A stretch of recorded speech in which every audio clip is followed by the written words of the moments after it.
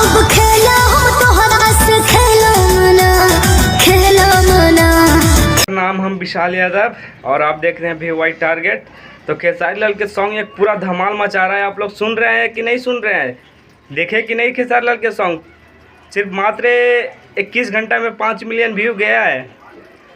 तो लिंक है डिस्क्रिप्शन में, पहले जाके देखिए, उसको बाद में हम अरे भाई हमको सुनने में इतना मज़ा आ रहा है ना, इतना मज़ा आ रहा है कि बार बार सुन रहे हैं। तो पहले एक बार और ये सॉन्ग सुन लीजिए यार, बिना सुने हुए मेरे को मन ही नहीं लग रहा है। तो इतना मस्त सॉन्ग है, इतना धमाल मचा रहा है। कभी हम सोचे नहीं थे कि इतना अच्छा सॉन्ग खेसारी लाल हम लोग के बीच में लेके आएंगे। तो पहले से एक सॉन्ग सुनते हैं भाई। अब खेला हम तोहरा से खेलो मना।